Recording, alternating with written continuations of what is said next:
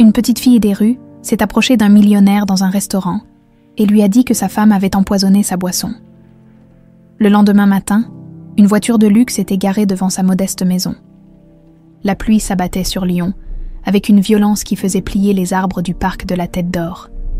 Les rues pavées rutilaient sous les lumières des lampadaires, transformant la ville en un miroir sombre où se reflétaient les néons des restaurants chics du 6e arrondissement. C'était une de ces soirées où les riches s'abritaient derrière les grandes baies vitrées des établissements de luxe. Tandis que les autres cherchaient désespérément un refuge, Claire se tenait sous l'auvent d'une boulangerie fermée, son petit corps de 7 ans frissonnant, malgré le gilet rapiécé qui avait appartenu à sa mère, entre ses doigts fins, quelques roses blanches qu'elle n'avait pas réussi à vendre s'affaissaient tristement. « Mamie va me gronder », murmura-t-elle pour elle-même, ses grands yeux noisettes fixant avec inquiétude la montre en plastique à son poignet. La vieille Madeleine lui avait répété 100 fois de rentrer avant 20 heures, surtout par ce temps de chien, mais Claire n'avait pas vendu assez de fleurs aujourd'hui. Et les médicaments de sa grand-mère coûtaient cher, très cher. Un frisson parcourut son échine, mais ce n'était pas le froid. C'était ce sentiment étrange qu'elle connaissait trop bien, cette intuition qui surgissait parfois en elle comme une flamme vive. Elle sentait quelque chose d'important, quelque chose de dangereux. La petite tourna instinctivement son regard vers l'imposante façade du restaurant. La couronne, de l'autre côté de la rue, derrière ses fenêtres, les silhouettes des puissants de Lyon se découpaient contre la lumière dorée. Des hommes en costume sur mesure, des femmes aux bijoux étincelants. Et c'est là qu'elle le vit, un homme grand, à la silhouette élancée, parlant avec animation à une tablée captivée. « C'est lui », souffla Claire, sans vraiment comprendre pourquoi ces mots avaient franchi ses lèvres. Une limousine passa devant elle, l'éclaboussant d'eau sale. Claire ne réagit même pas. Son regard restait fixé sur l'homme en costume bleu marine et sur la femme en robe rouge à ses côtés, dont le sourire sonnait faux, terriblement faux.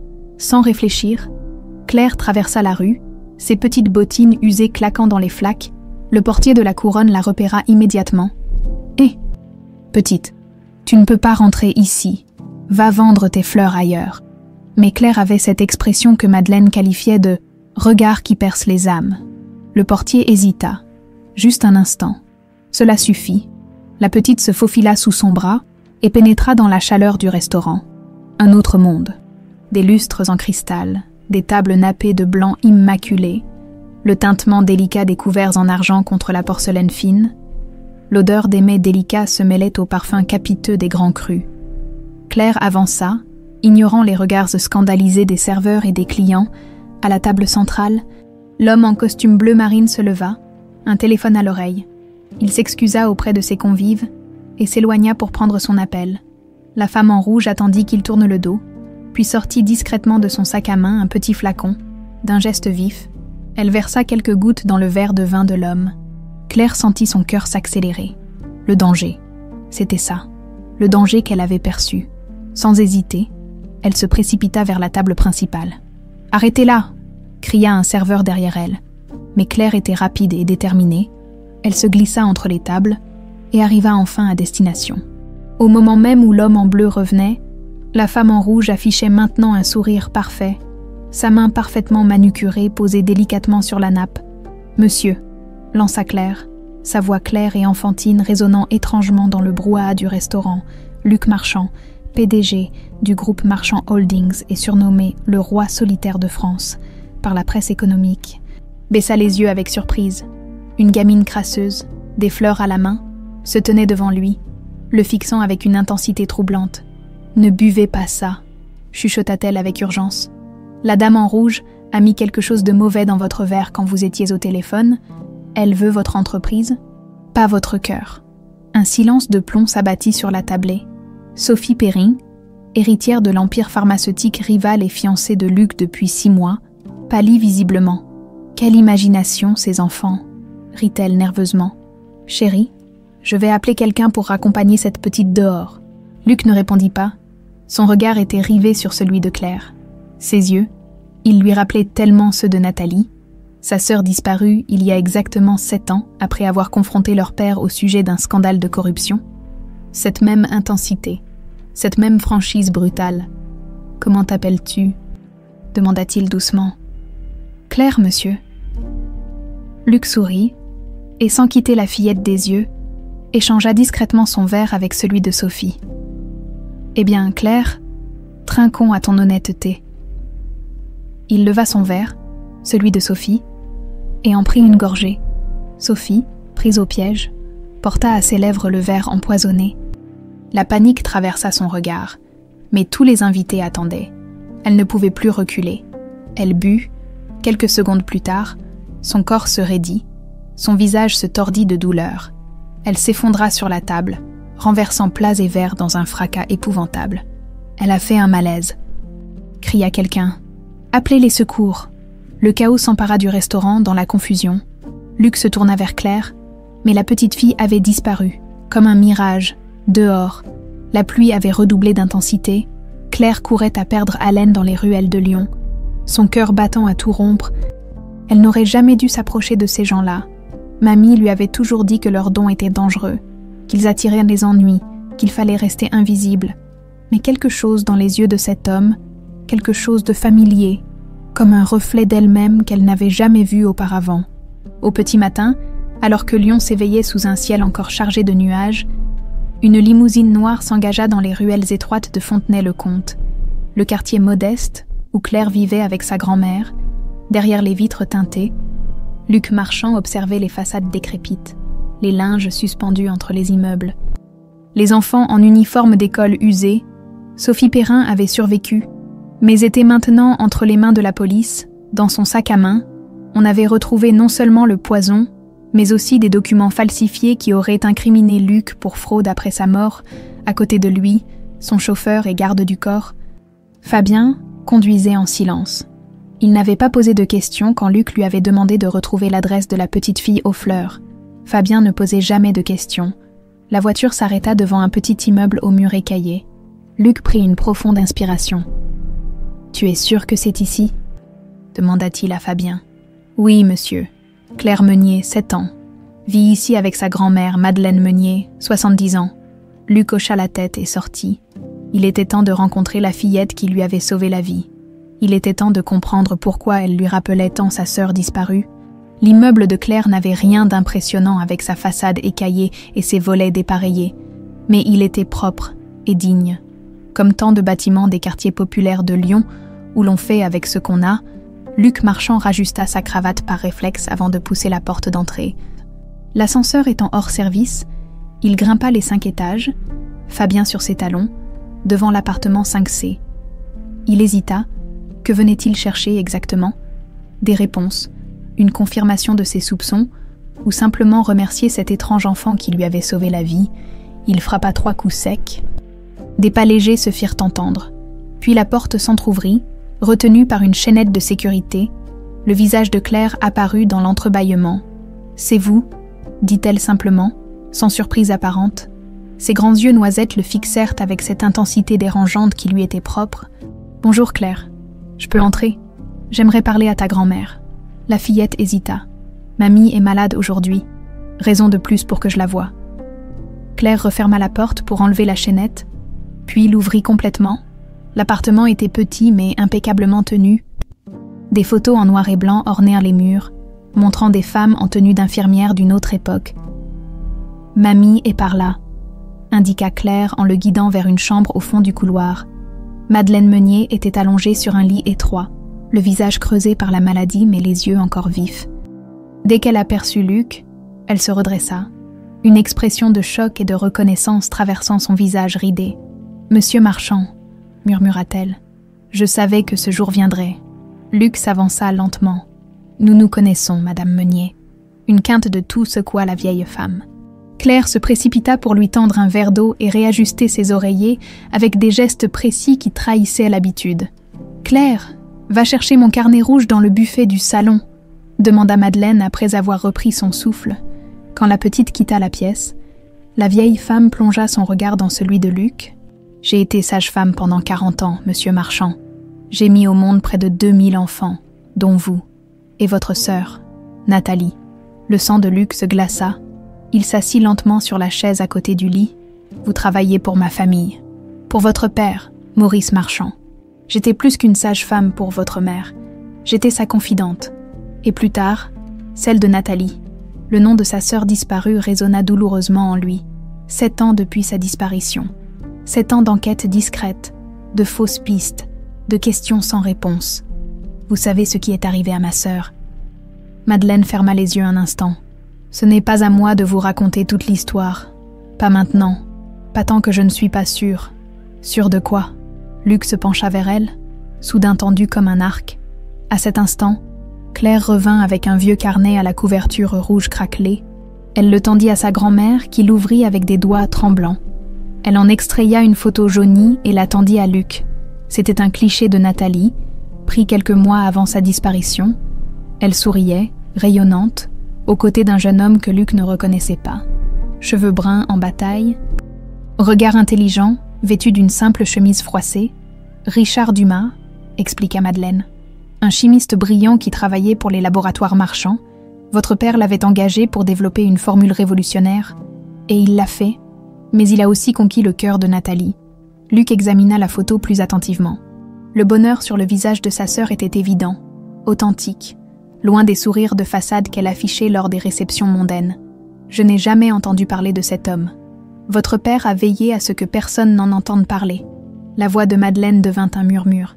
Il a fait disparaître Richard quand il a découvert leur relation. Et quand Nathalie l'a confrontée, elle s'interrompit, jetant un regard inquiet vers Claire qui observait la scène avec une gravité surprenante pour son âge. « Mamie, tu dois lui dire » intervint la fillette. « J'ai vu dans mon rêve qu'il était là pour nous aider. » Luc regarda Claire avec étonnement. Comment cette enfant pouvait-elle parler ainsi, avec cette assurance tranquille? Madeleine toussa à nouveau, plus violemment cette fois. Des gouttes de sueur perlèrent sur son front. Luc comprit immédiatement que sa maladie était grave. « Madame Meunier, quels que soient les secrets que vous gardez, je peux vous aider, vous et Claire. Permettez-moi d'appeler mon médecin personnel. »« Pas de médecin !» s'écria la vieille femme avec une vigueur soudaine. Puis, se calmant, « Pas encore. D'abord, vous devez comprendre pourquoi Claire vous a reconnu hier soir, pourquoi elle a ressenti le danger. » Elle fit signe à sa petite fille d'approcher et remonta doucement la manche de son gilet, révélant une petite cicatrice en forme d'étoile sur son poignet droit. « Vous connaissez cette marque, n'est-ce pas, monsieur Marchand ?» Le souffle de Luc se coupa, instinctivement. Il remonta sa propre manche, révélant une marque identique sur son poignet. « La marque des Marchands » murmura-t-il. « Un caprice génétique qui se transmet dans notre famille depuis 8 générations. » « Exactement. » Madeleine referma le carnet rouge. « Nathalie n'est pas morte dans l'accident comme tout le monde le croit. Elle a fui, enceinte de Richard. » Le monde sembla s'arrêter autour de Luc. Ses oreilles bourdonnaient tandis que les implications de ses mots prenaient forme dans son esprit. « Claire ?» Sa voix n'était plus qu'un souffle. « Et la fille de Nathalie et Richard », confirma Madeleine. « Votre nièce. » Une marchand par le sang. Fabien, qui était resté silencieux dans l'encadrement de la porte, laissa échapper un son étouffé. Luc se tourna vers lui, surpris de voir une émotion inhabituelle sur le visage habituellement impassible de son garde du corps. « Nathalie est vivante ?» demanda Luc. Revenant à Madeleine, l'espoir vibrant dans sa voix, le regard de la vieille femme s'assombrit. « Non, elle n'a pas survécu à l'accouchement. J'étais là. J'ai promis de veiller sur Claire, de la cacher de votre père, qui aurait pu... » Elle ne termina pas sa phrase. Claire s'approcha de Luc, le visage empreint d'une sagesse qui dépassait largement son âge. « Maman me parle dans mes rêves, » dit-elle simplement. « Elle m'a dit que tu viendrais un jour. » Luc sentit une larme couler le long de sa joue. Il ne pleurait plus depuis la disparition de Nathalie. Il tendit la main vers Claire, effleurant sa joue du bout des doigts, comme pour s'assurer qu'elle était réelle. « Tu as ses yeux, » murmura-t-il, « et son don. »« Monsieur » l'interpella soudain Fabien. « Quelqu'un nous observe depuis la rue. » Luc se leva d'un bond et s'approcha de la fenêtre. En bas, une berline noire était stationnée, et un homme en costume prenait des photos de l'immeuble avec un téléobjectif. « Les hommes de Jean Perrin !» grogna-t-il. Il a dû comprendre que sa fille l'était démasquée. Il se tourna vers Madeleine et Claire. « Vous n'êtes plus en sécurité ici. Sophie a tenté de m'empoisonner hier soir, mais son complot implique certainement son père. Jean Perrin a toujours voulu absorber Marchand Holdings.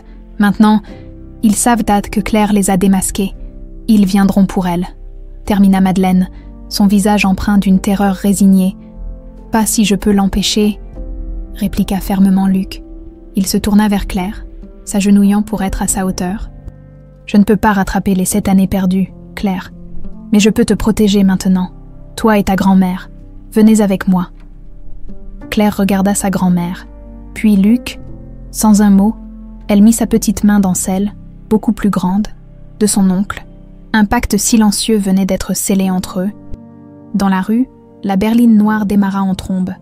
La chasse au secret des marchands venait de commencer. Le manoir marchand se dressait majestueusement sur les hauteurs de Lyon, son architecture belle époque témoignant d'une fortune établie depuis des générations. Pour Claire, qui n'avait jamais vu que des façades décrépites et des cages d'escalier sentant le chou, ce palais semblait tout droit sorti d'un conte de fées. « C'est vraiment chez toi », murmura-t-elle à Luc, tandis que la limousine franchissait l'imposant portail en fer forgé. « C'est chez nous maintenant », corrigea-t-il doucement. Le déménagement s'était fait en catastrophe. Juste le temps d'empaqueter quelques vêtements. Les médicaments de Madeleine et le précieux carnet rouge, Fabien, toujours vigilant, avait pris des détours pour semer d'éventuels poursuivants. Madame Legrand, la gouvernante en chef, les attendait sur le perron, son visage austère, trahissant une curiosité mal dissimulée à la vue de cette étrange petite famille qui accompagnait son patron. « Madame Legrand, je vous présente Madeleine Meunier et sa petite-fille Claire. Elles sont mes invitées pour une durée indéterminée. Préparez la chambre bleue pour madame et la chambre adjacente pour la petite. »« Bien, monsieur », répondit-elle avec une raideur professionnelle. Elle jeta un regard en coin à Claire, dont les chaussures usées détonnaient sur le marbre immaculé du hall d'entrée. « Et contactez le DR Irène Valmont.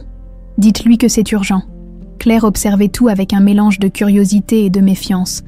Les tableaux sinistres d'ancêtres au regard sévère, les lustres en cristal scintillant, les meubles anciens qui semblaient trop précieux pour être touchés, mais ce qui attira vraiment son attention fut une grande photographie encadrée sur le mur principal.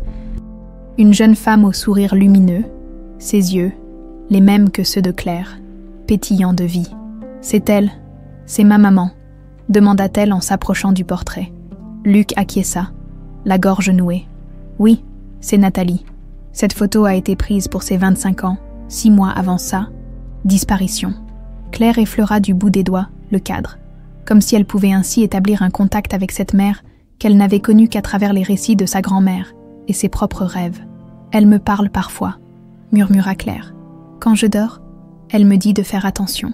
Que les gens qui sourient ne sont pas toujours gentils. » Un silence pesant suivit cette déclaration.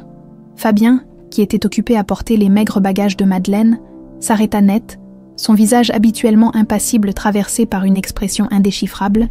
« Madame Meunier a besoin de repos », intervint-il soudain. « Je vais l'accompagner à sa chambre. » Tandis que Fabien escortait Madeleine à l'étage. Claire resta avec Luc dans ce hall immense qui semblait aspirer les sons. « Tu as faim ?»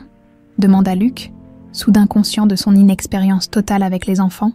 Claire haussa les épaules. « Ah, un peu, mais je peux attendre, j'ai l'habitude. » Cette réponse simple frappa Luc en plein cœur. Cet enfant, sa nièce, avait grandi dans un monde où les repas n'étaient pas garantis, où attendre était une nécessité quotidienne. « Plus maintenant », dit-il fermement. « Plus jamais. » 1 heure plus tard, le DR Irène Valmont arrivait au manoir. C'était une femme d'une 40aine d'années, aux cheveux auburn coupés courts et au regard direct. Elle examina Madeleine avec une douceur professionnelle, sous l'œil attentif de Claire qui refusait de quitter le chevet de sa grand-mère. « Cancer du pancréas, stade avancé », annonça Irène à Luc, quand ils se retrouvèrent seuls dans le couloir. « Elle aurait dû être hospitalisée depuis des mois. Je peux organiser des soins palliatifs à domicile, mais... » Elle laissa sa phrase en suspens, mais son regard en disait long. Il n'y avait pas d'espoir de guérison. « Faites ce qui est nécessaire », répondit Luc d'une voix tendue. « Le prix n'est pas un problème. »« Ce n'est pas une question d'argent, Luc », répliqua doucement Irène qui le connaissait depuis assez longtemps pour se permettre cette familiarité. « C'est une question de temps et de préparation, surtout pour la petite. » Luc hocha la tête, le regard perdu dans le vague. « Claire est spéciale, je crois qu'elle sait déjà. » Pendant ce temps, à l'autre bout de Lyon, Jean Perrin fulminait dans son bureau luxueux, Sa fille Sophie était en garde à vue, et toute sa stratégie soigneusement élaborée s'effondrait. Comment une gamine a-t-elle pu tout faire échouer ? Rugit-il en frappant son bureau du poing. L'homme en costume sombre devant lui, celui-là même qui avait surveillé l'immeuble de Claire, resta impassible. Nos sources à la police indiquent que la petite s'appelle Claire Meunier. Elle vit avec sa grand-mère, Madeleine Meunier, qui a travaillé pour les marchands pendant des années. Et maintenant, elles ont quitté leur appartement ce matin. Marchand les a emmenées. Jean Perrin se leva lentement, ses yeux froids calculant déjà la prochaine manœuvre. Cette gamine est un témoin, le seul témoin qui pourrait faire tomber Sophie. Trouvez-la. De retour au manoir, Claire explorait timidement sa nouvelle chambre. Jamais elle n'avait vu un si grand espace juste pour elle. Un lit à baldaquin, une armoire en chêne massif, des étagères remplies de livres qui n'attendèrent que d'être lus. Sur la commode, quelqu'un, probablement Fabien, avait déposé un ours en peluche visiblement neuf. La porte s'ouvrit doucement, et Fabien entra, portant un plateau avec un verre de lait et des cookies. « J'ai pensé que tu aurais peut-être faim avant le dîner », dit-il de sa voix grave. Claire le remercia d'un sourire timide.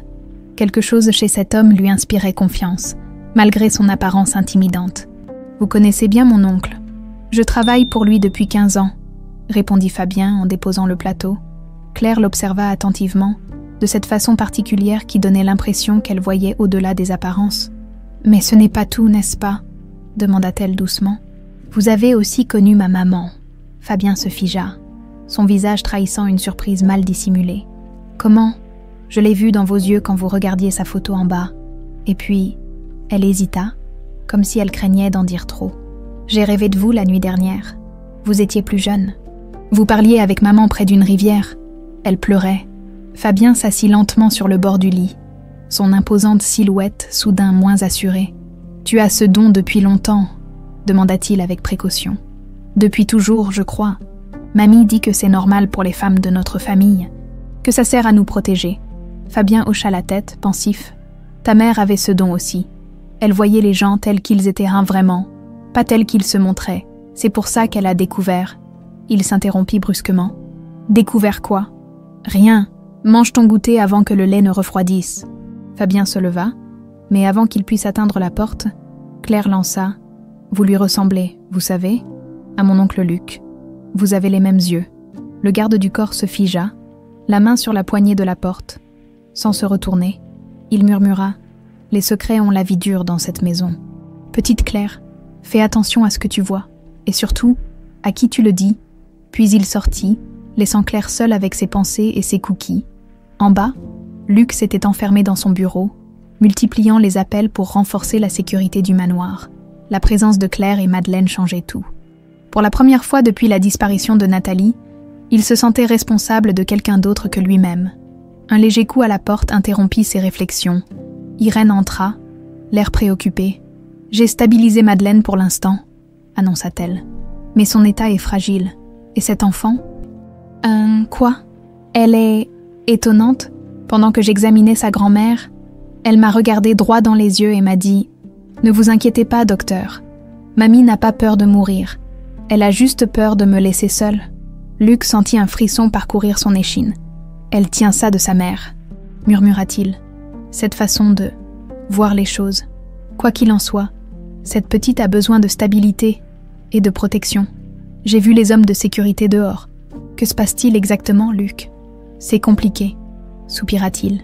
Mais une chose est sûre, Claire est en danger, et je ne laisserai personne lui faire du mal. Une semaine s'était écoulée depuis l'arrivée de Claire et Madeleine au manoir marchand. Une semaine durant laquelle la petite fille avait observé son nouvel environnement avec cette acuité silencieuse qui la caractérisait. Les domestiques chuchotaient sur son passage, mi-fascinés, mi-méfiants devant cet enfant qui semblait tout voir et tout comprendre. Pour Claire, le manoir restait un territoire à conquérir, un labyrinthe de corridors ornés de tableaux aux regards sévères qui semblaient la suivre.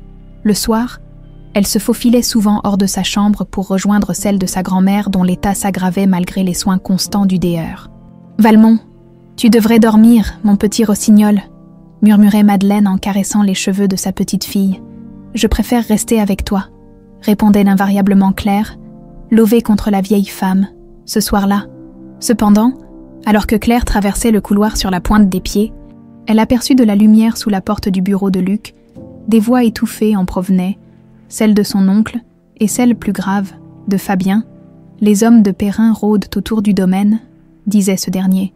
Ils ont tenté de soudoyer un des jardiniers pour obtenir des informations sur la petite.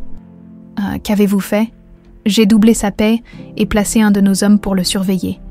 Mais ce n'était qu'une question de temps avant qu'il ne tente quelque chose de plus direct. Un silence pensif suivit ces paroles. Claire s'approcha un peu plus, retenant sa respiration. « Et vos recherches sur Richard Dumas ?» demanda finalement Luc. Officiellement, il aurait quitté les laboratoires marchands pour raisons personnelles 3 mois avant sa disparition. Aucune trace de lui après cela. C'est comme s'il s'était évaporé. « Mon père », murmura Luc, sa voix soudain chargée d'une colère contenue. « Toujours mon père. Comment ai-je pu être aussi aveugle pendant toutes ces années ?» Claire, absorbée par cette conversation, n'entendit pas les pas qui approchèrent dans son dos. Une main se posa doucement sur son épaule, la faisant sursauter. « Les petites filles curieuses devraient être au lit », dit le docteur Valmont avec un sourire indulgent. Prise en flagrant délit, Claire baissa les yeux. Mais Irène ne semblait pas fâchée. Elle s'accroupit pour se mettre à sa hauteur. « Ta grand-mère te cherche. Elle s'inquiète quand tu disparais. » Claire hocha la tête et se dirigea vers la chambre de Madeleine, non sans jeter un dernier regard vers la porte du bureau.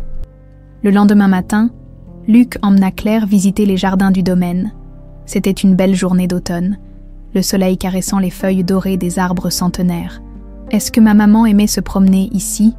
demanda Claire en sautillant sur un chemin bordé de buis parfaitement taillés. « Oui », sourit Luc, surpris par cette question spontanée. « Elle avait même une cabane dans ce grand chêne là-bas. Notre père la désapprouvait, bien sûr. Trop peu distinguée pour une marchand. » Claire courut vers l'arbre imposant. Cherchant des traces de cette cabane, Luc la suivit, amusé par son enthousiasme. « Elle n'existe plus, précisa-t-il, mais je pourrais en faire construire une pour toi si tu veux. » Le visage de Claire s'illumina, mais avant qu'elle puisse répondre, un bruit de moteur attira leur attention. Une camionnette blanche s'était arrêtée devant le portail principal, et 2 hommes en descendaient, portant ce qui ressemblait à des uniformes d'une société de livraison. « Restez ici », ordonna Luc, soudain tendu. Il fit quelques pas vers l'entrée du domaine, sortant son téléphone. Claire sentit immédiatement que quelque chose n'allait pas. Ce picotement familier à la base de sa nuque, cette alarme silencieuse qui s'activait en présence du danger. Les 2 hommes n'étaient pas des livreurs. Leur posture, leur façon de scruter les alentours. Ils cherchèrent quelque chose, quelqu'un. Tout se passa très vite ensuite.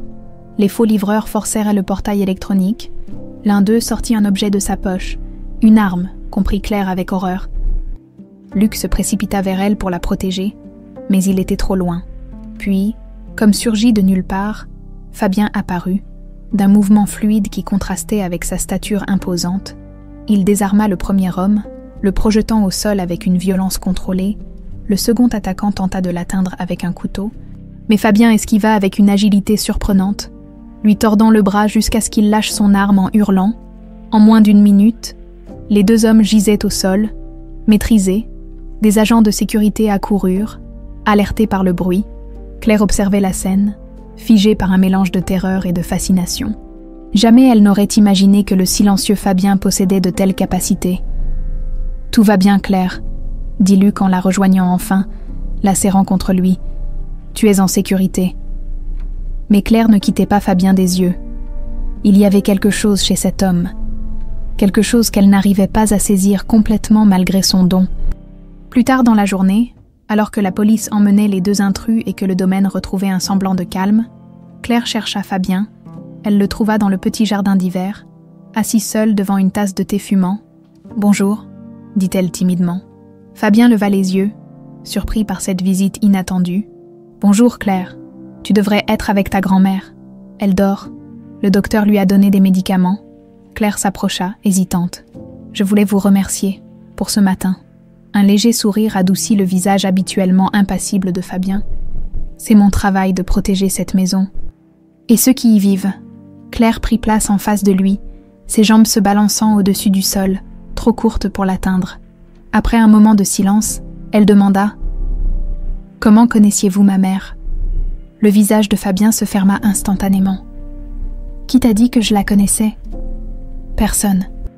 Je le sais, c'est tout. Claire sortit de sa poche une photo pliée. J'ai trouvé ça dans un livre dans la bibliothèque. C'est vous, n'est-ce pas, avec elle? La photo montrait une jeune Nathalie, souriante, assise au bord d'une rivière, avec un homme plus jeune, indéniablement Fabien, bien que ses traits soient moins marqués par les années. Fabien prit la photo d'une main légèrement tremblante. Où as-tu trouvé ça? Dans un livre qui s'appelle Les Misérables. Il était sur l'étagère du fond. Un long silence s'installa, pendant lequel Fabien semblait livrer un combat intérieur.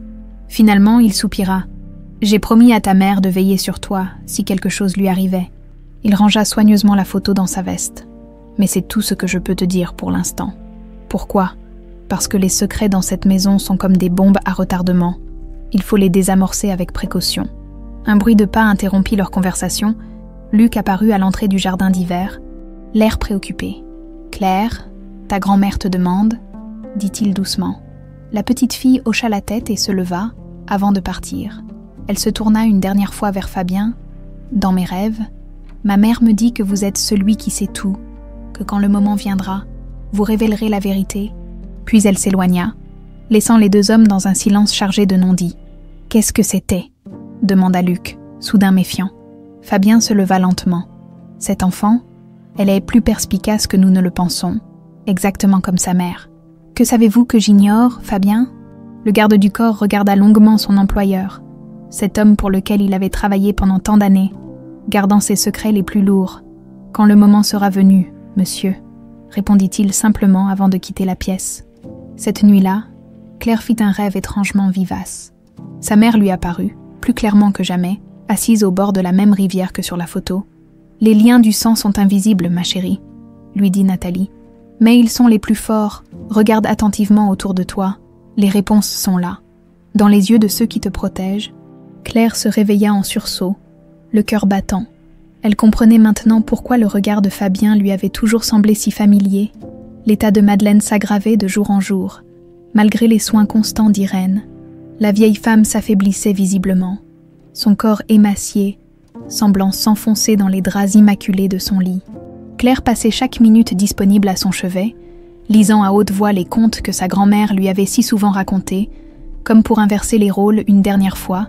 Cette nuit-là, une tempête s'abattait sur Lyon, faisant gémir les vieilles pierres du manoir marchand. Claire s'était endormie dans un fauteuil près du lit de sa grand-mère. Un livre ouvert sur ses genoux, des murmures la réveillèrent.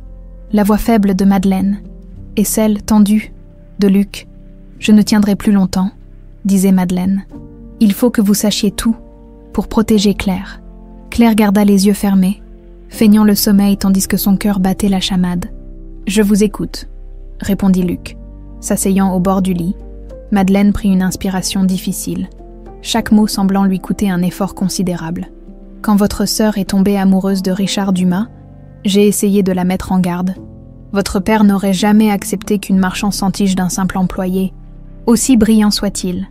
Nathalie a toujours eu sa propre vision des choses, » murmura Luc, un sourire triste aux lèvres. « Un jour, elle a découvert des documents dans le bureau de votre père, des preuves que Maurice Marchand avait l'intention de voler la formule de Richard, de le licencier sans reconnaissance de son travail.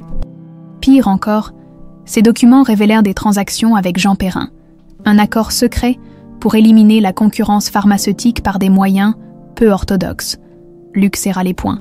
Quels moyens? Des tests de médicaments sur des patients non consentants, des données falsifiées. Votre père et Jean Perrin travaillaient ensemble depuis des années, manipulant le marché, ruinant des vies pour bâtir leurs empires. Un silence lourd suivit cette révélation. Claire entrouvrit légèrement les paupières pour observer la réaction de son oncle. Son visage s'était durci, comme taillé dans la pierre. « Nathalie a confronté votre père, » poursuivit Madeleine. Elle l'a menacé de tout révéler. Ce même soir, Richard a eu un accident sur le chemin du laboratoire. Sa voiture a été retrouvée dans la Saône, mais pas son corps. Et ma sœur. Elle a compris immédiatement. Elle est venue me trouver. Terrifiée, elle était enceinte de 3 mois à l'époque. Nous avons organisé sa fuite. J'avais encore des contacts de mon temps de sage-femme. Elle devait rejoindre un village près de Genève, où personne ne la connaîtrait. Madeleine s'interrompit, secouée par une quinte de toux. Luc lui tendit un verre d'eau qu'elle but avec difficulté. « Mais quelque chose a mal tourné, » devina Luc. Oui, le prétendu accident de voiture, c'était un leurre. Nathalie a réellement quitté Lyon, mais sa santé s'est détériorée rapidement. Des complications de grossesse. Quand je l'ai rejointe 6 mois plus tard, elle était mourante, mais déterminée à mettre son enfant au monde. Les yeux de Madeleine se remplirent de larmes. Claire est née dans une petite clinique anonyme. Nathalie a tenu sa fille dans ses bras pendant quelques heures précieuses. Puis, elle est partie. Ses derniers mots ont été pour me faire promettre de protéger son enfant, de la cacher de votre père et de Jean Perrin. Luc se leva brusquement, trop ému pour rester en place. Pourquoi Perrin? Quel intérêt aurait-il à s'en prendre à un bébé? Parce que Richard n'avait pas seulement créé une formule pharmaceutique, il avait découvert des preuves de la corruption de Perrin et de votre père, et il les avait cachées. Quelque part, Perrin a toujours cru que Nathalie connaissait l'emplacement de ces preuves, qu'elle pourrait les utiliser contre lui, et il craint maintenant que Claire ne possède ce même savoir. La tempête redoubla d'intensité dehors, comme pour souligner la gravité des révélations. Un éclair illumina brièvement la chambre, révélant une silhouette dans l'encadrement de la porte. Fabien, immobile et silencieux comme une ombre, Claire l'aperçut, mais garda les yeux mi-clos, écoutant toujours. « Il y a autre chose », murmura Madeleine, sa voix faiblissant. Quelque chose à propos de Fabien, il n'est pas seulement une nouvelle quinte de tout. Plus violente, l'interrompit.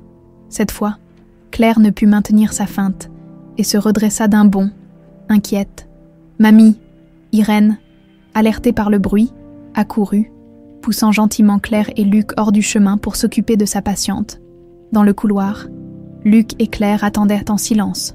Partageant une angoisse commune, Fabien avait disparu aussi silencieusement qu'il était apparu. « Tu étais réveillée », constata Luc, regardant sa nièce avec une expression indéchiffrable. « Tu as tout entendu ?»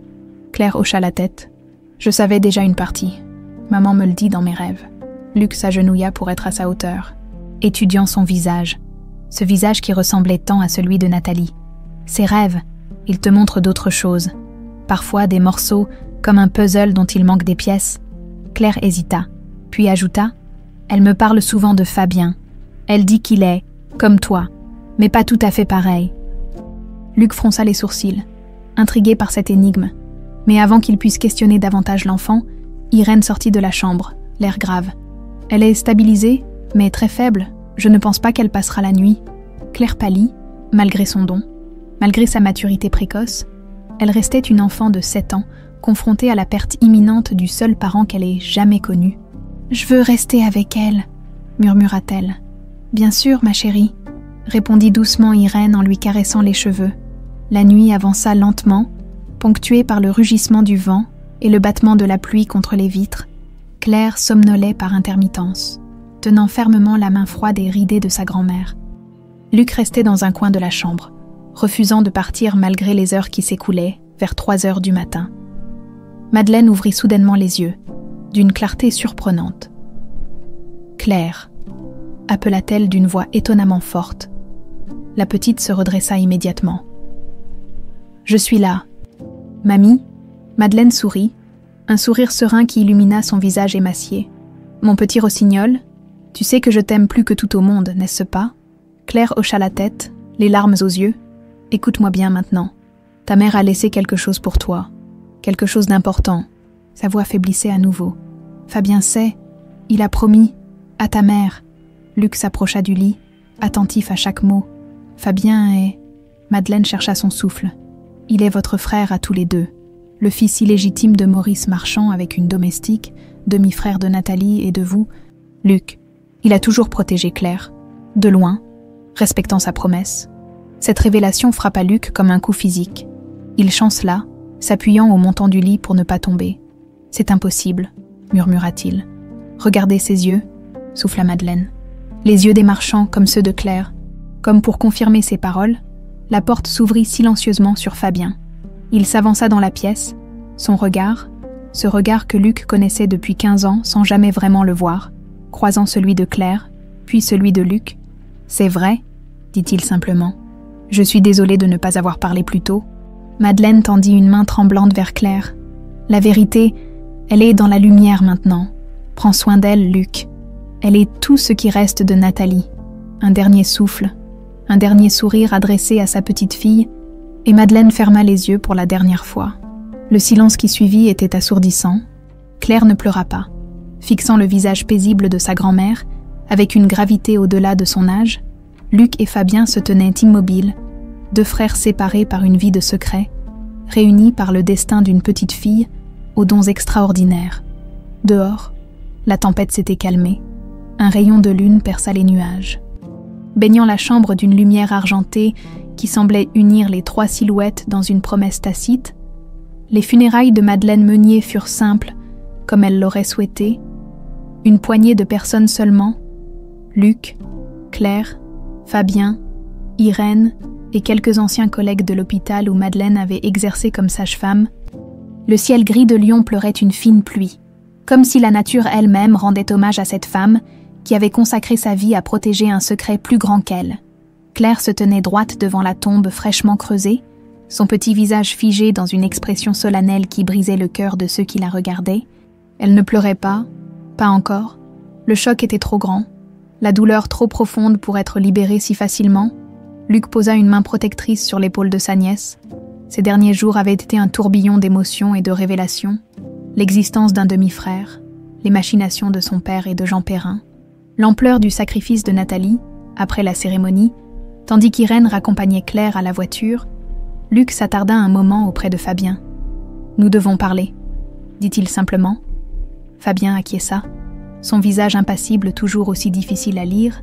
De retour au manoir, Claire fut confiée aux soins d'Irène qui avait pris l'habitude de rester au domaine, officiellement pour veiller sur la santé de l'enfant, officieusement parce qu'elle s'était profondément attachée à cette petite fille étrange et à l'homme qui tentait maladroitement de devenir un père pour elle.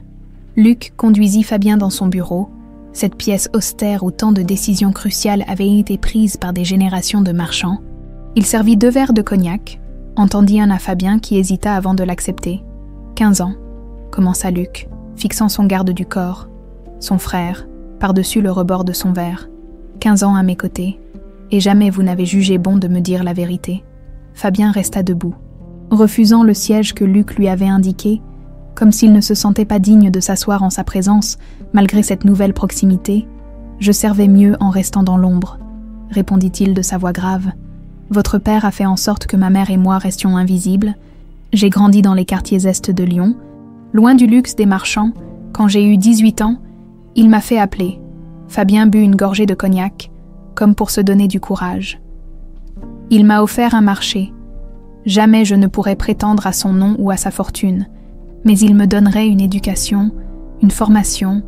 En échange, je devais servir la famille. Dans l'ombre toujours. Et vous avez accepté, constata Luc, un mélange d'admiration et de colère dans la voix. Je n'avais pas le choix. Ma mère venait de mourir.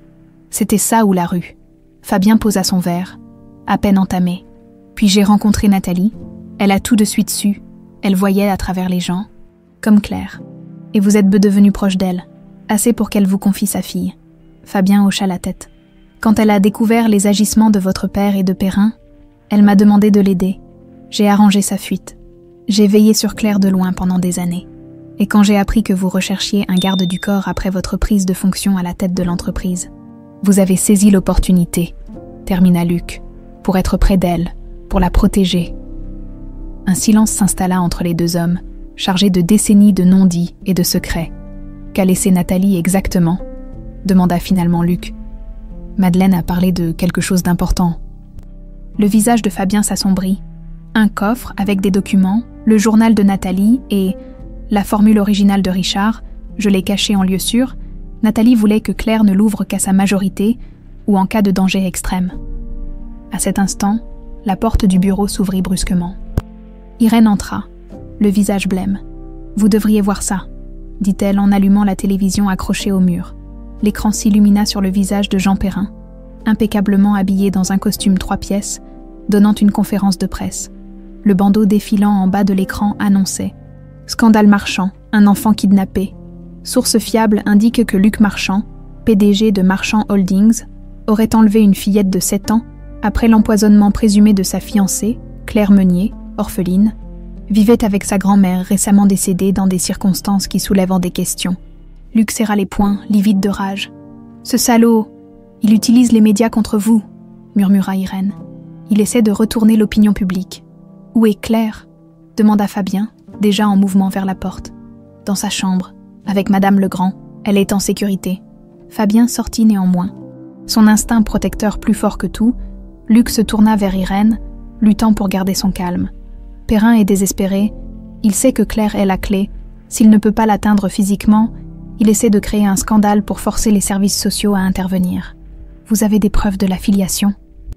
demanda Irène, toujours pragmatique. « Un test ADN confirmerait que vous êtes bien son oncle. Ça ne suffirait pas. Il nous faudrait... » Son téléphone sonna, interrompant sa phrase. C'était son avocat, déjà au courant de la conférence de presse de Perrin. La machine médiatique s'était mise en marche, et elle risquait de les broyer. Pendant ce temps, dans sa chambre, Claire était assise sur son lit, serrant contre elle l'ours en peluche que Fabien lui avait offert. Elle avait entendu l'agitation dans le couloir, les pas précipités, les voix tendues. Quelque chose se passait, quelque chose de grave. Elle le sentait. La porte s'ouvrit doucement, et Fabien entra, son visage inhabituellement tendu. « Tout va bien, Claire. » Elle hocha la tête, l'observant de ses yeux trop perceptifs. « C'est Monsieur Perrin, n'est-ce pas ? Il essaie de me prendre. » Fabien s'assit au bord du lit, surpris encore par cette perspicacité qui lui rappelait tant Nathalie. « Oui, mais nous ne le laisserons pas faire. » Claire posa sa petite main sur celle, beaucoup plus grande, de Fabien. « Je sais qui tu es vraiment maintenant. Tu es mon oncle, comme Luc, mais tu es différent. Tu as toujours été là, dans l'ombre. » Fabien sentit sa gorge se nouer. Cet enfant avait le don de percer ses défenses comme personne avant elle. « Tu ressembles tellement à ta mère, » murmura-t-il. Elle aussi voyait ce que les autres ne voyaient pas. Claire l'étudia un moment, puis demanda soudainement « Est-ce que ma mère t'a vraiment confié quelque chose pour moi ?»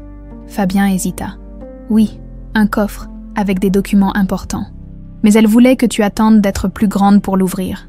Mais si on l'ouvrait maintenant, on pourrait arrêter Monsieur Perrin. » La question, si directe, prit Fabien au dépourvu, avant qu'il puisse répondre. Des bruits de pas se firent entendre, et Luc apparut à l'entrée de la chambre, le visage grave. « Perrin a déposé une plainte officielle. Les services sociaux seront là demain pour évaluer la situation. Il prétend que j'aurais manipulé une enfant vulnérable pour piéger sa fille. » Fabien se leva d'un bond. « Ils ne peuvent pas l'emmener, pas après tout ce que nous avons traversé. Pas s'ils ont la preuve que Claire est bien une marchand.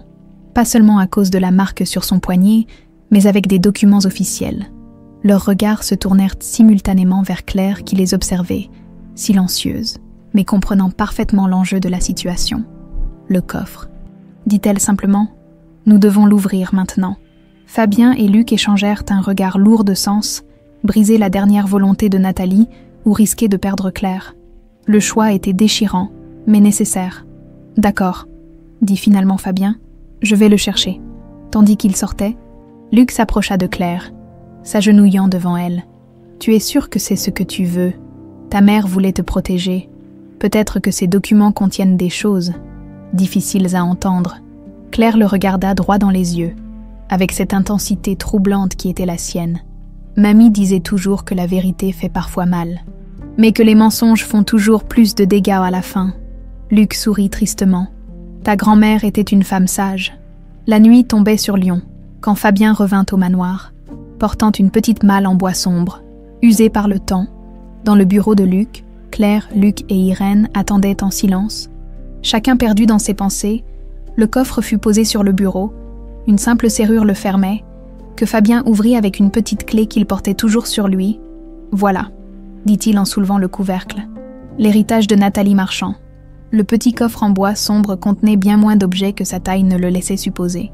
Un journal à la couverture en cuir usé, quelques enveloppes jaunies par le temps, et un dossier épais portant le logo des laboratoires Marchand. Claire regardait ces reliques de sa mère avec une fascination mêlée d'appréhension. Luc prit délicatement le journal et l'ouvrit à la première page.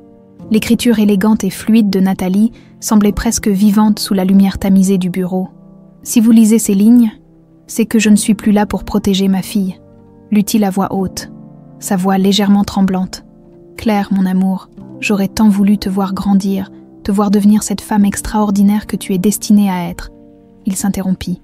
Trop ému pour continuer, Irène posa une main réconfortante sur son épaule, tandis que Fabien prenait le relais poursuivant la lecture du testament de sa sœur. « J'ai découvert des choses terribles sur l'Empire marchand. Mon père et Jean Perrin ont bâti leur fortune sur des pratiques criminelles. Ils ont volé la formule révolutionnaire que Richard, ton père, avait créée, un traitement qui aurait pu sauver des milliers de vies, mais qu'ils ont modifié pour maximiser les profits, en supprimant sciemment ses applications les plus humanitaires. » Claire écoutait, silencieuse, ses grands yeux noisettes absorbant chaque mot comme une éponge. Elle était trop jeune pour comprendre toutes les implications, mais suffisamment intuitive pour saisir la gravité de ces révélations. Fabien poursuivit, tournant les pages du journal. « J'ai rassemblé des preuves, les documents originaux de Richard, des enregistrements, des témoignages, suffisamment pour détruire Perrin et exposer les crimes de mon père, mais je sais aussi que je suis en danger. Richard a déjà disparu, et je serai probablement la prochaine. C'est pourquoi je confie ces preuves à Fabien, le seul en qui j'ai une confiance absolue. » Luc leva brusquement les yeux vers son demi-frère. Une question silencieuse dans le regard. « Je n'ai jamais ouvert le coffre », se défendit Fabien. « J'ai respecté sa volonté jusqu'au bout. » Irène s'approcha du bureau et ouvrit délicatement le dossier aux coins écornés. Il contenait des formules chimiques complexes, des rapports de laboratoire et plusieurs pages de calculs annotés de la main de Richard Dumas. « C'est la formule originale », murmura-t-elle, ses connaissances médicales lui permettant d'en saisir partiellement l'importance. C'est révolutionnaire, même selon les standards actuels. Luc étudiait les autres documents. Des copies de virements bancaires suspects, des mémos confidentiels signés par son père et Jean Perrin, détaillant leurs plans pour éliminer la concurrence et s'approprier la formule. Avec ça, nous pouvons non seulement prouver que Claire est bien la fille de Nathalie, mais aussi exposer les crimes de Perrin, dit-il lentement. C'est exactement ce qu'il craint depuis le début. Claire, qui était restée silencieuse, s'approcha du coffre et en sortit une petite enveloppe qui avait échappé à leur attention. Elle l'ouvrit et en tira une photographie. Nathalie, rayonnante, tenant dans ses bras un nouveau-né enveloppé dans une couverture jaune pâle. « C'est moi », murmura-t-elle. « Oui », confirma doucement Fabien. « J'étais là quand cette photo a été prise. C'était quelques heures avant qu'elle ne nous quitte. » L'émotion qui se lisait dans la voix habituellement contrôlée de Fabien témoignait de la profondeur de son attachement à Nathalie, et par extension, à Claire. Le téléphone de Luc sonna soudainement. Brisant l'atmosphère solennelle qui s'était installée, c'était son avocat, annonçant que les services sociaux arriveraient dès 9h le lendemain matin. Il leur restait peu de temps pour préparer leur défense. « Il nous faut un plan », déclara Luc après avoir raccroché. « Nous ne pouvons pas exposer toutes ces preuves aux services sociaux. Elles doivent d'abord être présentées à la police et au procureur. Mais nous devons établir la légitimité de Claire en tant que marchand. » Il se tourna vers Irène.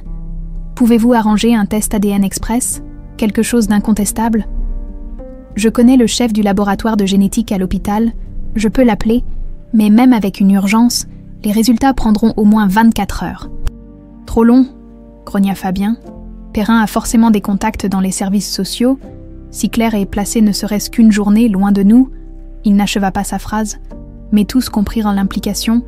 Jean Perrin ne reculerait devant rien pour éliminer la menace que représentait Claire. La petite fille, qui avait écouté attentivement cet échange, prit soudain la parole. « Il y a quelqu'un qui nous espionne. » Les trois adultes se tournèrent vers elle, surpris. « Qu'est-ce que tu veux dire, Claire ?» demanda doucement Luc. « Depuis 3 jours, quelqu'un dans la maison qui écoute et qui appelle Monsieur Perrin. Je l'ai vu près du téléphone de la cuisine hier soir. » Fabien se leva d'un bond. « Un traître parmi le personnel. » Luc réfléchit rapidement. « Qui, Claire, qui as-tu vu ? Le nouveau jardinier, celui avec la cicatrice sur la joue. Il n'est pas vraiment jardinier. Ses mains sont trop propres. » Fabien sortit immédiatement, tandis que Luc rangeait précipitamment les documents dans le coffre. Irène prit Claire par la main. « Viens, nous allons dans un endroit plus sûr pendant que ton oncle règle ce problème. » Elle conduisit Claire à travers un passage dérobé que seuls les anciens occupants du manoir connaissaient, menant à une petite pièce douillette située sous les combles. C'était une ancienne chambre d'enfant, probablement celle de Luc ou Nathalie dans leur jeunesse. Pendant ce temps, Fabien avait localisé le prétendu jardinier qui tentait discrètement de quitter la propriété. L'homme, voyant qu'il était découvert, abandonna toute discrétion et se mit à courir vers le portail. Fabien le rattrapa sans peine, le plaquant au sol avec une efficacité redoutable. « Pour qui travailles-tu » demanda-t-il, maintenant fermement l'homme au sol. « Va te faire foutre !» cracha l'intrus. Fabien resserra sa prise, provoquant une grimace de douleur chez son prisonnier. Mauvaise réponse. L'intervention des agents de sécurité permit de maîtriser complètement l'espion et de le conduire dans une pièce isolée pour un interrogatoire plus approfondi. Son téléphone révéla des appels récurrents à un numéro que Fabien reconnut immédiatement, le numéro personnel de Jean Perrin. Lorsque Fabien rejoignit Luc pour lui faire son rapport, ce dernier était en conversation téléphonique avec son contact au ministère de la Justice. « Nous avons un problème plus grave », annonça Luc en raccrochant. « Perrin vient d'obtenir un mandat de perquisition pour le manoir. Il cherche des preuves d'enlèvement. Ils seront là demain à midi. Et les services sociaux à 9h, rappela Fabien. C'est concerté. Perrin utilise tous ses leviers en même temps. » Luc passa une main fatiguée sur son visage. « Nous devons mettre Claire et les preuves en lieu sûr. Immédiatement. J'ai un chalet dans les Alpes, proposa Fabien. Personne ne connaît son existence, pas même vous jusqu'à maintenant. C'est là que j'ai caché le coffre pendant toutes ces années. Luc considéra l'option, mais secoua la tête. Trop risqué. Perrin doit nous surveiller. Si nous quittons le manoir maintenant, avec Claire, cela ressemblera exactement à ce dont il nous accuse. Un enlèvement. Alors quoi ? Nous restons et risquons de perdre Claire. La tension entre les deux frères était palpable. Deux hommes habitués à contrôler leur environnement, soudain confrontés à une situation qui leur échappait. C'est à ce moment qu'Irène revint, seule. « Où est Claire ?» demandèrent simultanément Luc et Fabien. En sécurité, dans l'ancienne chambre d'enfant sous les combles, elle m'a dit quelque chose d'étrange. Elle m'a parlé d'un homme, un ancien associé de votre père, qui pourrait vous aider, un certain Albert Rousseau. Luc fronça les sourcils. Rousseau, il était le bras droit de mon père avant de quitter brutalement l'entreprise il y a une dizaine d'années. Comment Claire pourrait-elle le connaître? Elle dit qu'elle l'a vu dans un rêve, que sa mère lui a montré son visage, qu'il détient des preuves lui aussi, et qu'il regrette son silence. Fabien et Luc échangèrent un regard incrédule. Le don de Claire continuait de les surprendre. Rousseau vit retiré à Annecy maintenant, dit lentement Luc. Il a toujours refusé de me parler de son départ.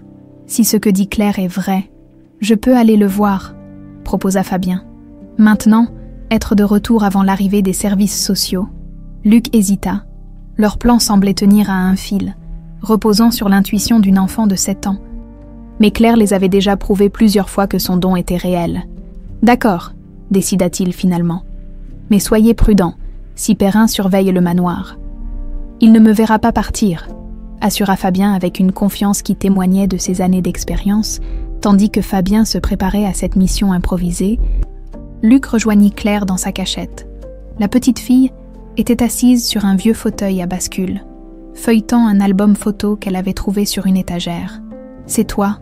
demanda-t-elle, en montrant la photo d'un petit garçon sur un poney. « Oui », sourit Luc, momentanément distrait de leurs problèmes. « J'avais à peu près ton âge. » Claire tourna quelques pages, s'arrêtant sur une photo de famille. Maurice Marchand, son épouse, et leurs 2 enfants, Luc et Nathalie. « Il ne savait pas, n'est-ce pas ?» demanda-t-elle soudain. « Qui ?»« Grand-père. Il ne savait pas que j'existais. » Luc s'assit près d'elle. « Non, je ne pense pas. Nathalie a fait en sorte que personne ne sache pour sa grossesse. » Claire hocha la tête, absorbant cette information. « C'est pour ça que M. Perrin a si peur maintenant. Il croyait que tous les secrets étaient enterrés avec maman. » Luc fut une fois de plus frappé par la perspicacité de cet enfant qui parlait comme une vieille âme. Il prit sa petite main dans la sienne. « Nous allons nous en sortir, Claire. Je te le promets. » Au même moment, dans son immense bureau de la Tour Perrin au centre de Lyon, Jean Perrin recevait un appel de son espion au manoir Marchand. Pas le jardinier qui venait d'être capturé, mais quelqu'un d'autre. Plus proche encore du cœur de la maison, « Ils ont ouvert le coffre », annonça la voix au téléphone. « Ils ont toutes les preuves, et ils ont contacté Rousseau. » Perrin raccrocha lentement.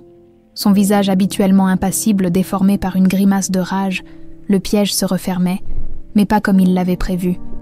Il saisit son téléphone et composa rapidement un numéro. « Plan B », dit-il simplement avant de raccrocher. La guerre pour la vérité venait d'entrer dans sa phase la plus dangereuse. 10 ans plus tard, la jeune femme qui descendit de la voiture devant le manoir Marchand n'avait plus grand-chose à voir avec la petite fille aux vêtements élimés qui y était entrée une décennie plus tôt.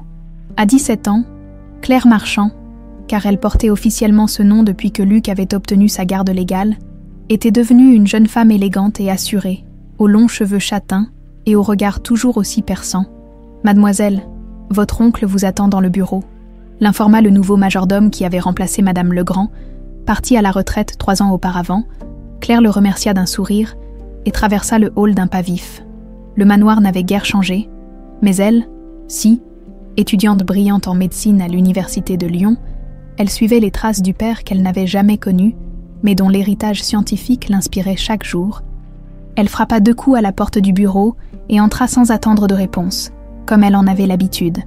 Luc Marchand, désormais quinquagénaire mais toujours aussi imposant, leva les yeux des dossiers qu'il étudiait. Son visage s'illumina à la vue de sa nièce. « Claire, je ne t'attendais pas si tôt. Comment s'est passé ton examen ?»« Brillamment, comme d'habitude, » répondit-elle avec un sourire espiègle en s'asseyant face à lui. « Tu sais bien que la neurochimie est mon domaine de prédilection. » Son regard s'attarda sur les plans étalés sur le bureau. Les préparatifs avancent. Luc hocha la tête. Une lueur de fierté dans les yeux.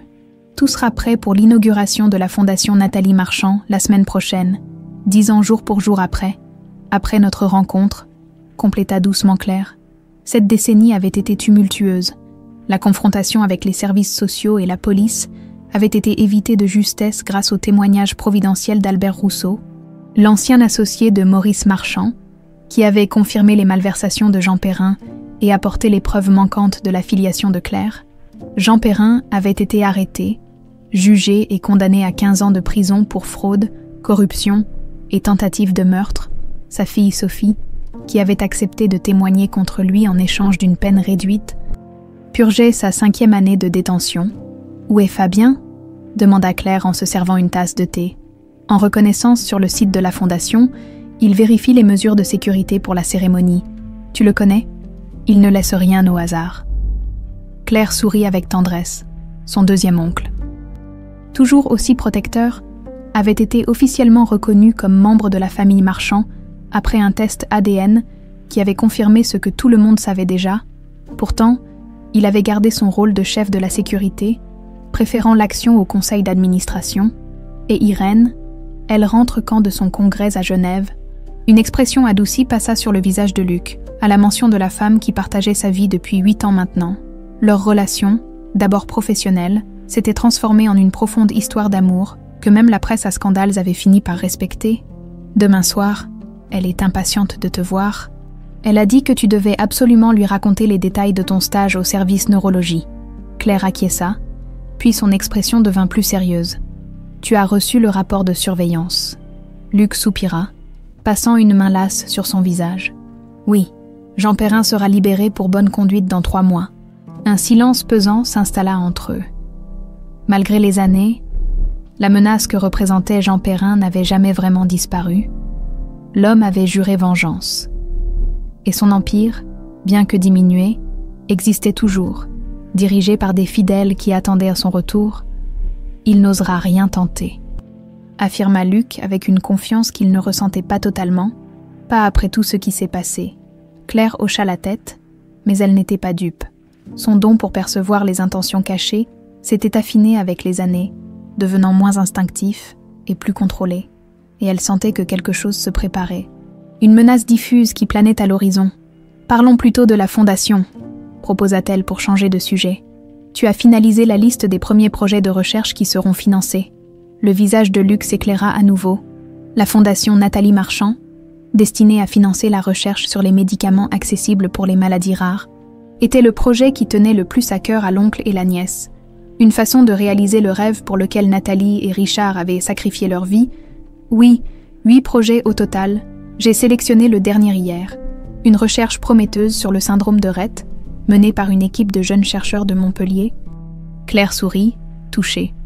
Le syndrome de Rett était précisément la maladie que la formule originale de son père aurait pu traiter, avant que Maurice Marchand et Jean Perrin ne la modifient pour en faire un médicament plus rentable mais moins efficace. Maman et papa seraient fiers, murmura-t-elle. Un discret coup à la porte interrompit leur conversation. Fabien entra, son visage grave contrastant avec l'atmosphère sereine qui régnait jusqu'alors. « Nous avons un problème », annonça-t-il sans préambule. « J'ai repéré Antoine Perrin sur le site de la Fondation. Luc se leva brusquement. Le neveu de Jean, que faisait-il là? Il se faisait passer pour un ouvrier, il prenait des photos, notait les entrées et sorties, clairement une reconnaissance. Claire sentit un frisson parcourir son échine. Ce n'était pas la première fois que la famille Perrin tentait quelque chose ces dernières années, mais jamais aussi près d'un événement aussi symbolique. La cérémonie d'inauguration, dit-elle lentement, c'est leur cible, 10 ans jour pour jour après que j'ai déjoué leur premier plan. Une vengeance symbolique. Fabien hocha gravement la tête. Je le pense aussi. Luc se rassit, réfléchissant intensément. Nous pourrions reporter l'inauguration. Non, l'interrompit fermement Claire. C'est exactement ce qu'ils veulent. Nous faire reculer, nous faire peur.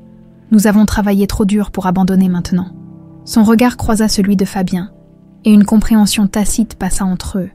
Depuis qu'elle était adolescente, Claire avait insisté pour suivre un entraînement de self-défense avec son oncle.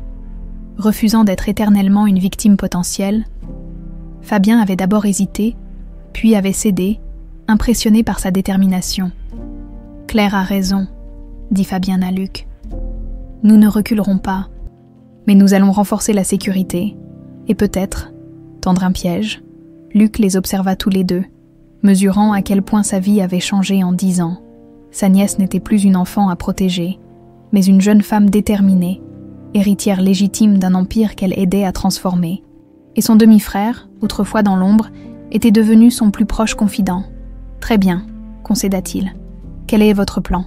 Le soir même, Claire se rendit dans le petit cimetière où reposait Madeleine, et symboliquement, Nathalie, dont le corps n'avait jamais été retrouvé, c'était un rituel qu'elle s'imposait avant chaque étape importante de sa vie, partager ses moments avec les 2 femmes qui avaient façonné son destin, l'une par son sacrifice, l'autre par son dévouement.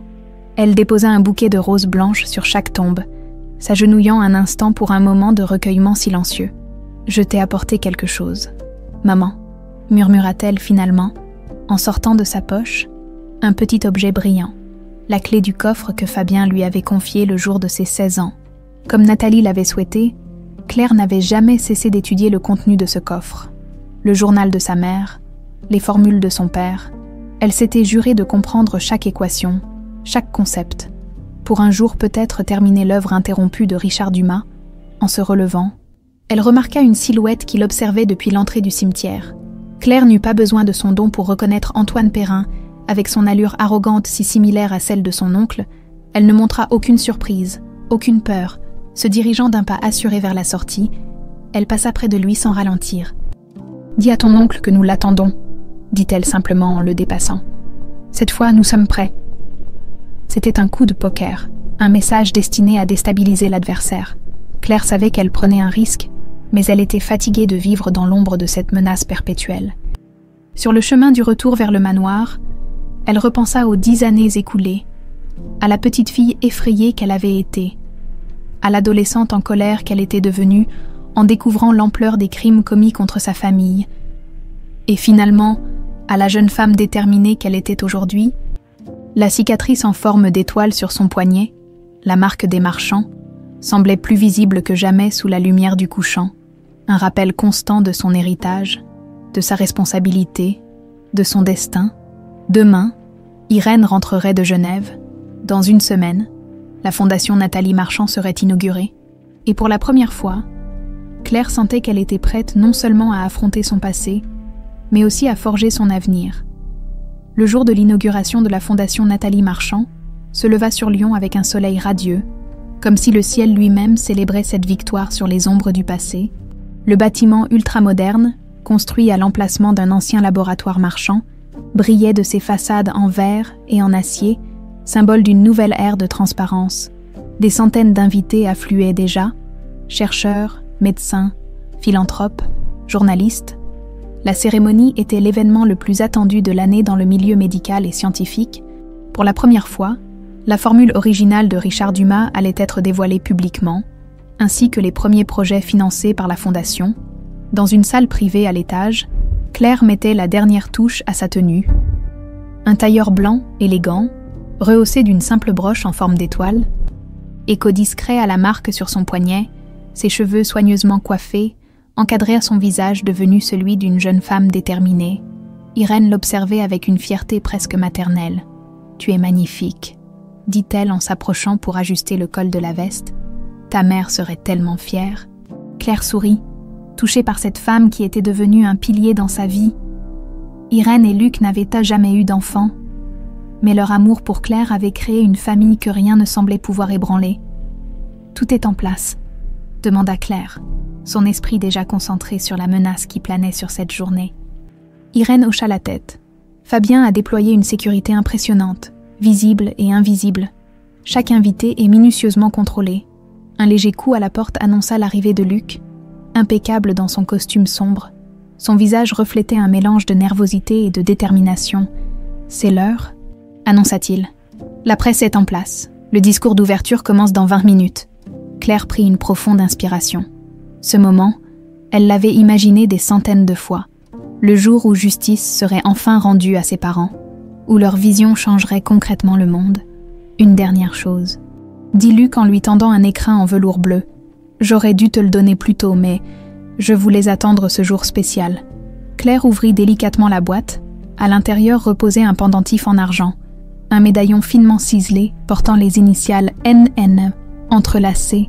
Il appartenait à ta mère, expliqua doucement Luc. Elle le portait toujours. Elle l'a confié à Fabien avant de partir. Il me l'a donné récemment, estimant que tu étais prête. Des larmes montèrent aux yeux de Claire tandis qu'elle passait le bijou autour de son cou.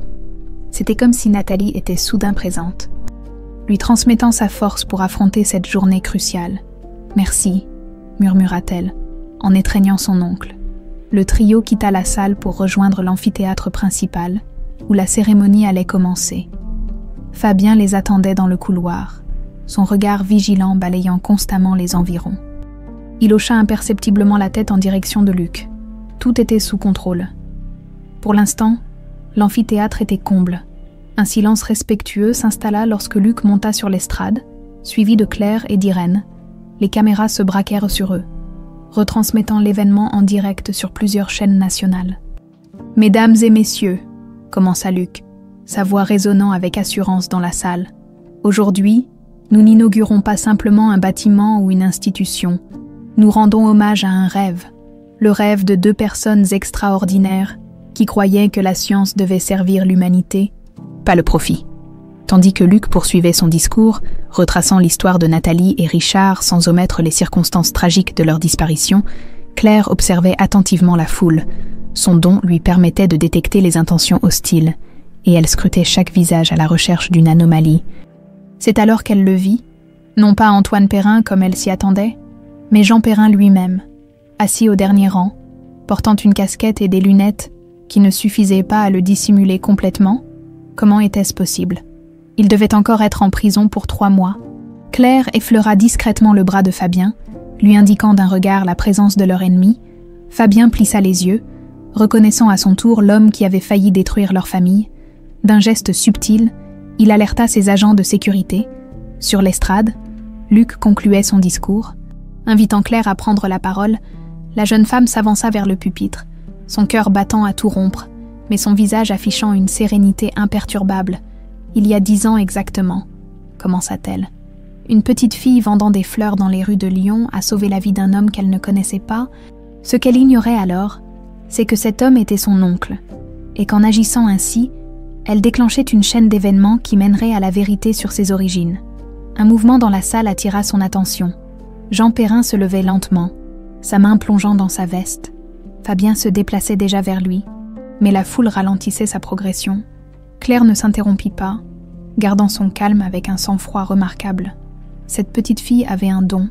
Elle pouvait voir à travers les mensonges, percevoir les véritables intentions des gens, un don hérité de sa mère, Nathalie Marchand, qui avait elle aussi percé à jour une conspiration destinée à voler la formule révolutionnaire créée par son père. Richard Dumas, Jean Perrin avançait maintenant vers l'estrade, ignorant les regards intrigués des spectateurs. Ses yeux, brûlants de haine, était fixé sur Claire.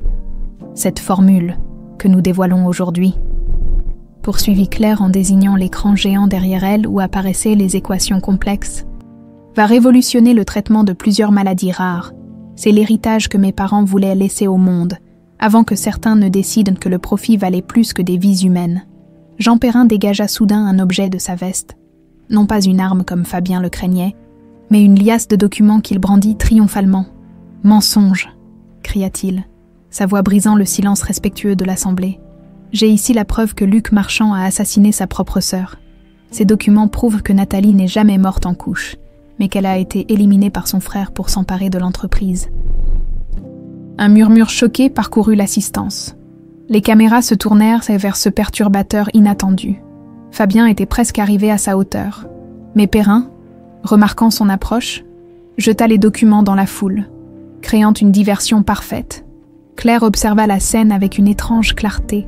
Son don lui permettait de percevoir immédiatement le mensonge dans les accusations de Perrin. Ces documents, quels qu'ils soient, étaient des faux. « Monsieur Perrin », dit-elle dans le microphone, sa voix calme contrastant avec le chaos naissant. « Je vois que la prison n'a pas altéré votre talent pour la falsification. Ces documents sont aussi faux que vos prétendues bonnes intentions d'il y a 10 ans. » Perrin la fixa avec surprise, décontenancé par son sang-froid. « Comment pouvez-vous être si sûre, petite insolente ?» cracha-t-il. Claire sourit légèrement, son assurance déstabilisant visiblement son adversaire. « Parce que j'ai ici l'original du journal de ma mère, qui raconte en détail comment vous avez orchestré le meurtre de mon père et tenté d'éliminer ma mère. » Elle sortit de sa pochette un petit carnet relié de cuir, le journal de Nathalie qu'elle avait apporté comme talisman pour cette journée spéciale. « Et comme vous semblez si attaché aux preuves tangibles, poursuivit-elle en faisant signe à 2 agents de sécurité qui s'approchèrent de Perrin, sachez que nous avons également enregistré chacune de vos paroles depuis votre entrée dans cette salle, y compris les instructions que vous avez données à votre neveu par téléphone ce matin, planifiant cette petite scène pathétique. » Le visage de Perrin se décomposa. Fabien l'avait maintenant rejoint, l'immobilisant d'une poigne ferme, tandis que les agents de sécurité l'encadraient. Mais l'ancien magnate n'avait pas dit son dernier mot, d'un mouvement rapide. Il se dégagea et bondit vers l'estrade, saisissant Claire par le bras avec une force surprenante pour son âge. « Tu crois avoir gagné ?» siffla-t-il. Son visage tordu par la haine. « Je vais te dire ce que ton cher oncle et ton père te cachent depuis toujours, le véritable secret de la famille Marchand. » Fabien intervint immédiatement, arrachant Perrin à Claire et le plaquant violemment au sol. Mais Claire avait perçu dans les yeux de l'homme une lueur de vérité parmi ses mensonges. Il savait quelque chose d'important. « Emmenez-le », ordonna Luc qui avait rejoint sa nièce, vérifiant qu'elle n'était pas blessée, tandis que Perrin était escorté hors de la salle sous les regards médusés de l'assistance. Claire échangea un regard avec Fabien. Une question silencieuse passa entre eux, que Fabien esquiva en détournant les yeux. Luc reprit le microphone, s'adressant à l'audience encore sous le choc. « Veuillez nous excuser pour cette interruption. Jean Perrin, comme vous le savez sans doute, a été condamné pour de nombreux crimes il y a 10 ans. Sa présence ici aujourd'hui, alors qu'il devrait être en prison, fera l'objet d'une enquête approfondie. » La cérémonie reprit son cours, mais Claire restait préoccupée. Les paroles de Perrin résonnèrent dans son esprit. Quel secret pouvait-il bien connaître que même Luc et Fabien lui cachaient? Tandis qu'elle remontait sur l'estrade pour poursuivre son discours, son regard croisa celui d'Irène qui lui adressa un sourire rassurant. Claire se ressaisit. Aujourd'hui était un jour de victoire. Pas de nouvelles ombres. Elle terminerait ce qu'elle avait commencé. Pour honorer ses parents et leur vision, le médaillon contre sa poitrine semblait plus chaud, comme si l'esprit de sa mère l'encourageait à aller de l'avant, à affronter cette ultime épreuve avec le même courage qui avait caractérisé Nathalie Marchand toute sa vie. Malgré l'incident avec Jean Perrin, l'inauguration de la fondation Nathalie Marchand fut un succès retentissant. La presse internationale s'empara de l'histoire, transformant ce qui aurait pu être un scandale en un récit de résilience et de triomphe. La petite vendeuse de fleurs devenue héritière légitime d'un empire pharmaceutique, utilisant sa fortune pour corriger les torts du passé. L'histoire captivait l'opinion publique. 2 jours après la cérémonie, Claire se trouvait dans le bureau de Luc, absorbée par la lecture des premières propositions soumises à la fondation. L'enthousiasme des chercheurs du monde entier dépassait toutes leurs attentes. Fabien entra sans frapper, son visage inhabituellement grave. « Les résultats de l'enquête sur Perrin sont arrivés », annonça-t-il. Il a bénéficié d'une libération anticipée pour raisons médicales, un cancer en phase terminale. Apparemment, ses médecins lui donnent 3 mois tout au plus. Claire leva les yeux de ses dossiers. « C'est vrai, ou encore une manipulation ?»« C'est vrai », confirma Fabien. « J'ai vérifié personnellement avec 3 sources différentes, La justice a estimé qu'il ne représentait plus un danger. Vu son état, Claire hocha la tête. Assimilant cette information, la haine qu'elle avait autrefois nourrie pour Perrin s'était transformée au fil des années en quelque chose de plus complexe. Un mélange de pitié et de détachement. « Et le secret dont il parlait ?» demanda-t-elle, fixant intensément son oncle. Fabien échangea un regard avec Luc qui venait d'entrer dans la pièce. Ce regard n'échappa pas à Claire. Il y avait bien quelque chose qu'il lui cachait. « Claire !» commença doucement Luc, s'asseyant en face d'elle. « Il y a effectivement une chose que nous ne t'avons jamais dite. Nous voulions te protéger.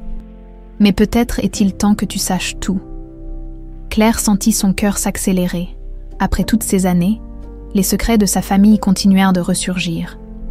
Le coffre que ta mère a laissé, celui que Fabien t'a remis à tes 16 ans, il y avait un compartiment secret que nous n'avons ouvert qu'après ton 17e anniversaire. Suivant les instructions de Nathalie, Fabien sortit de sa poche une clé minuscule qu'il tendit à Claire. Cette clé ouvre un double fond dans le coffre. Ta mère y a laissé une lettre et un document, son véritable testament. Claire prit la clé, surprise et légèrement blessée qu'on lui ait caché cela pendant si longtemps. « Pourquoi maintenant ? Parce que Perrin sait, » répondit simplement Fabien. « Et parce que tu as prouvé, lors de la cérémonie, que tu étais prête à affronter n'importe quelle vérité. Le soir même, Claire, Luc, Fabien et Irène se réunirent dans le bureau. Le coffre de Nathalie reposait sur la table. Ouvert, Claire inséra la minuscule clé dans une fente presque invisible sur le côté intérieur, révélant un compartiment dissimulé dans l'épaisseur du bois. À l'intérieur se trouvait une enveloppe scellée et un document juridique. Claire ouvrit l'enveloppe d'une main légèrement tremblante. L'écriture élégante de sa mère semblait presque vivante sur le papier jauni. « Ma chère Claire, si tu lis ces mots, c'est que tu as grandi pour devenir la femme forte que j'imaginais. Il est temps que tu connaisses la vérité complète sur notre famille. La formule que ton père a découverte n'était pas seulement révolutionnaire pour le traitement des maladies rares. Elle contenait un élément que Maurice Marchand et Jean Perrin ont immédiatement identifié comme potentiellement dangereux. Elle prouvait scientifiquement que certaines substances utilisées dans leurs médicaments les plus rentables causaient des effets secondaires graves qu'ils dissimulaient depuis des années. Mais ce n'est pas tout. En enquêtant sur ces substances, ton père a découvert qu'une branche mexicaine de la famille Marchand, issue d'un oncle de Maurice exilé après la Seconde Guerre mondiale, possédait des documents prouvant que l'origine de la fortune Marchand était entachée de collaboration avec l'occupant nazi. Ses cousins éloignés ignorent probablement leur lien avec la dynastie Marchand française. J'ai tenté de les contacter avant ma fuite, mais sans succès.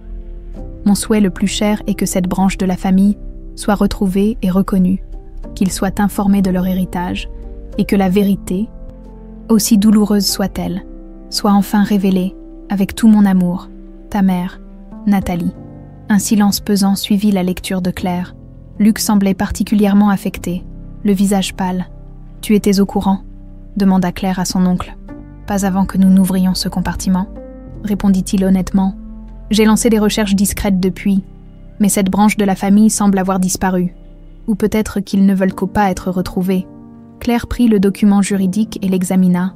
C'était un testament en bonne et due forme, instituant Claire comme héritière principale de Nathalie, mais reconnaissant également les droits de ses cousins inconnus sur une partie de l'héritage Marchand. « C'est pour ça que tu as toujours refusé de me nommer vice-présidente de l'entreprise, » réalisa Claire en regardant Luc. « Tu savais qu'un jour, je pourrais choisir de tout abandonner pour honorer la volonté de ma mère. » Luc hocha la tête, un sourire triste aux lèvres. « Je te connais, Claire. Tu as le même sens de la justice que Nathalie. » Irène, qui était restée silencieuse jusqu'alors, prit doucement la main de Claire. « Qu'allez-vous faire maintenant ?» Claire réfléchit un moment, caressant distraitement le médaillon de sa mère autour de son cou. « La fondation Nathalie Marchand sera indépendante de Marchand Holdings. C'est déjà fait. Quant à ses cousins mexicains, je vais les retrouver. C'était la volonté de ma mère. » Fabien sourit légèrement. « Je m'en doutais. C'est pourquoi j'ai déjà commencé les recherches. J'ai quelques pistes à Mexico. » Claire se tourna vers Luc, inquiète de sa réaction.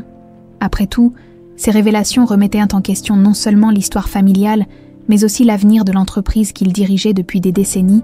À sa surprise, Luc semblait serein. « J'ai pris ma décision il y a longtemps déjà, » dit-il doucement. « Le conseil d'administration se réunit demain. J'annoncerai ma démission en tant que PDG. »« Quoi » s'exclamèrent en chœur Claire et Irène. « Il est temps pour moi de passer à autre chose », expliqua Luc. « Ces 10 années à tes côtés, Claire, m'ont appris ce qui compte vraiment. Ce n'est pas le pouvoir ou la richesse, mais la famille et l'intégrité. Je proposerai Fabien comme président par intérim, le temps de trouver ses cousins et de déterminer ensemble l'avenir de Marchand Holdings. » Fabien semblait aussi surpris que Claire par cette annonce. « Monsieur, Luc, je ne suis pas sûre d'être qualifié pour... »« Tu es un marchand ?» l'interrompit fermement Luc. « Tu as toujours veillé sur cette famille dans l'ombre. Il est temps que tu prennes la place qui te revient. » Claire observait cet échange avec émotion. Les 3 enfants de Maurice Marchand, réunis par le destin après tant d'années de secrets et de souffrances, formaient enfin une véritable famille. 6 mois plus tard, une cérémonie bien plus intime que l'inauguration de la fondation se tenait dans le jardin du manoir Marchand.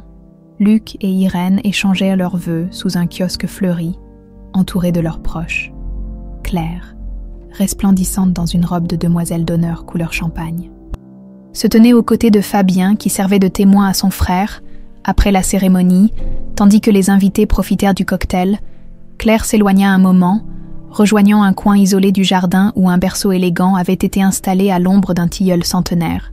À l'intérieur, un nouveau-né dormait paisiblement. Nathalie, la fille de Luc et Irène, née 3 mois plus tôt, au terme d'une grossesse que le couple n'espérait plus à leur âge, Claire sourit en contemplant sa petite cousine. Lorsqu'Irène avait découvert sa grossesse, tout le monde avait été stupéfait, mais pour Claire, c'était comme si le cercle se refermait enfin. Une nouvelle Nathalie Marchand était née, porteuse d'espoir et non plus de tragédie. Elle effleura doucement le poignet minuscule du bébé, où une petite marque en forme d'étoile, la marque des Marchands, était clairement visible. Un frisson parcourut l'échine de Claire.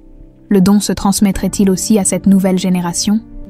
Fabien la rejoignit, 2 coupes de champagne à la main. « À quoi penses-tu » demanda-t-il en lui tendant un verre. « À l'avenir » répondit-elle en souriant. « J'ai reçu une réponse de Mexico ce matin. Ils ont retrouvé la trace de nos cousins. Une famille du nom de Velasquez. Le patriarche est décédé. Mais sa fille dirige une petite clinique médicale dans un quartier défavorisé. Et je pars la semaine prochaine. » Claire leva sa coupe, au cercle qui se referme et à celui qui s'ouvre. Fabien trinqua avec elle, son regard empreint de fierté. Nathalie serait fière, Richard aussi. Au loin, Luc et Irène dansaient, entourés de leurs invités. La musique et les rires flottaient dans l'air doux du soir. Claire sentit une présence apaisante, comme si sa mère et sa grand-mère veillaient sur ce moment de bonheur. La petite vendeuse de fleurs qui avait un jour sauvé un homme du poison s'était transformée en une jeune femme déterminée à changer le monde. Non pas avec un don mystérieux, mais avec la plus puissante des forces, l'amour et la vérité. Dans son berceau, la petite Nathalie s'éveilla et tendit ses minuscules mains vers Claire, comme pour saisir le médaillon qui brillait doucement au soleil couchant. Un nouveau chapitre de l'histoire des Marchands commençait, illuminé par les leçons du passé, mais tourné résolument vers l'avenir.